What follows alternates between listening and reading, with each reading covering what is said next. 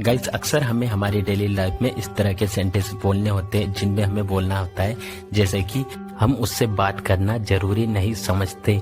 क्या तुमने मुझे कॉल करना जरूरी नहीं समझा? उसने उनके सवालों का जवाब देना जरूरी नहीं समझा। मैं तुम्हें बताना जरूरी नहीं समझता। तो गाइस इस तरह के सेंटेंसेस जो कि हमें हमारी डेली लाइफ में बहुत बार इनका यूज करना होता है और अक्सर आप लोगों ने इनका यूज न जाने कितनी ही बार किया होगा और सुना भी होगा। सो डोंट वरी गाइस, आज की इस वीडियो में मैं आप लोगों को सिखाने वाला हूँ कि इन्हें इंग्लिश में कैसे बोला जाता है। तो इन्हें इंग्लिश में बोलने के लिए जिस स्ट्रक्चर का यूज किया जाता है वो है, सबसे पहले बोला जाता है सब्जेक्ट, उसके बाद में डू या फिर डस और did plus note consider it necessary plus two verb की फर्स्ट फॉर्म प्लस ऑब्जेक्ट। एक और बात यहाँ पे क्लियर करना चाहूंगा गाइस, जो डू है वो प्लूरल सब्जेक्ट के साथ में यूज किया जाएगा, जैसे कि आई, वी, यू, दे। जो डज देख पा रहे हो वो सिंगुलर सब्जेक्ट के साथ में यूज होगा, जैसा ही, सी, इट, नेम। और आप जो डिड देख पा रहे हो वो ऑल सब्जेक्ट के साथ में यूज किया जाएगा अगर आपका सेंटेंस पास्ट में है तो चलिए यहाँ पे कुछ एग्जांपल्स ले लेते हैं ताकि इसे और बेटर तरीके से सीख सके। हम उससे बात करना जरूरी नहीं समझते। We do not consider it necessary to talk to him. We do not consider it necessary to talk to him. क्या तुमने मुझे कॉल करना जरूरी नहीं समझा? Did you not consider it necessary to call me? Did you not consider it necessary to call me? उसने उनके सवालों का जवाब देना जरूरी नहीं समझा। He did not consider it necessary to answer their questions. He did not consider it necessary to answer their question. मैं तुम्हें बताना जरूरी नहीं समझता।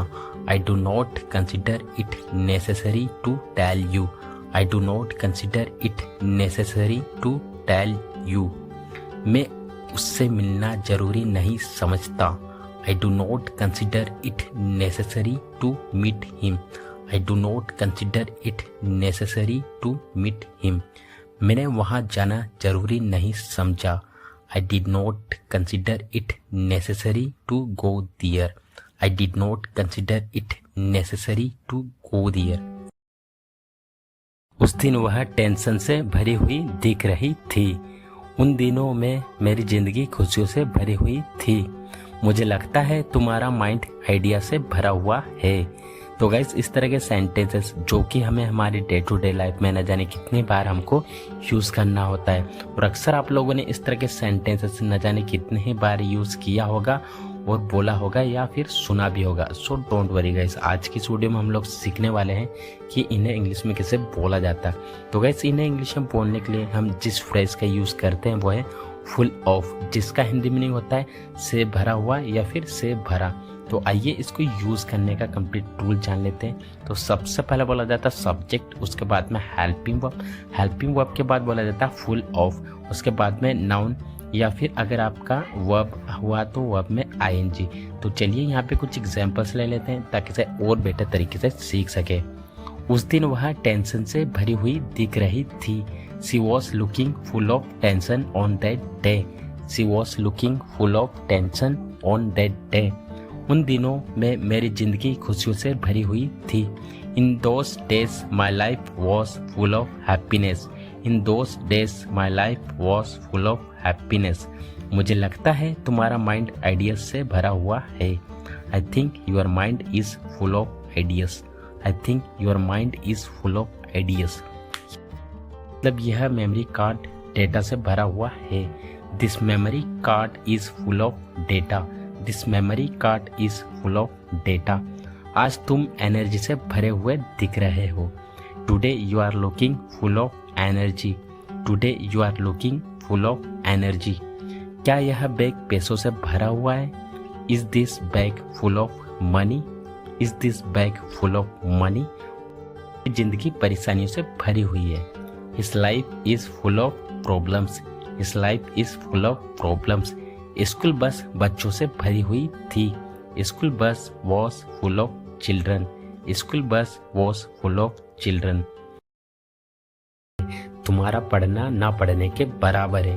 तुमसे बात करना वक्त बर्बाद करने के बराबर है। तुम्हारा मेहनत करना ना करने के बराबर है। तो गाइस इस तरह के सेंटेंस जो कि हमें हमारी डे टू डे लाइफ में न जाने कितने ही बार इनका यूज़ करना होता है।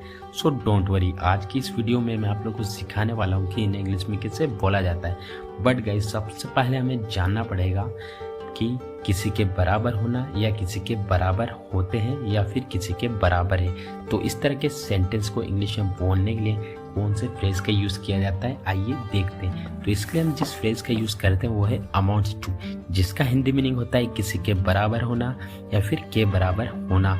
गाइस यहाँ पे एक और बात बता देना चाहूँगा, अमाउंट्स टू की जगह आप इक्वल टू का भी यूज़ कर सकते हो, दोनों ही करेक्ट है। बट आप लोग सीख रहे हो एडवांस इंग्लिश स्ट्रक्चर, जो अमाउंट्स टू है ये कि हाई फाई इंग्लिश कॉन्वर्सेशन में इसका बहुत यूज़ किया जाता है। तो आइए यहाँ पे कुछ एग्जांपल्स लेते हैं ताकि इसे और बेटर तरीके से सीख सके।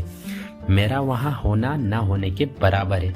माई presence amounts to my absence dear. My presence amounts to my absence dear. तुम्हारा पढ़ना ना पढ़ने के बराबर है। You are studying amounts to not studying. You are studying amounts to not studying.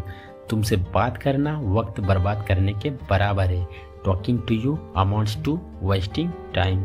Talking to you amounts to wasting time. तुम्हारा मेहनत करना ना करने के बराबर है। You are working hard amounts to not working. You are working hard amounts to not working. आधा सच बोलना झूठ बोलने के बराबर है। Telling half truth amounts to lying. Telling half truth amounts to lying. तुम्हारा वहाँ बोलना ना बोलने के बराबर है। You are speaking there amounts to not speaking. You are speaking there amounts to not speaking.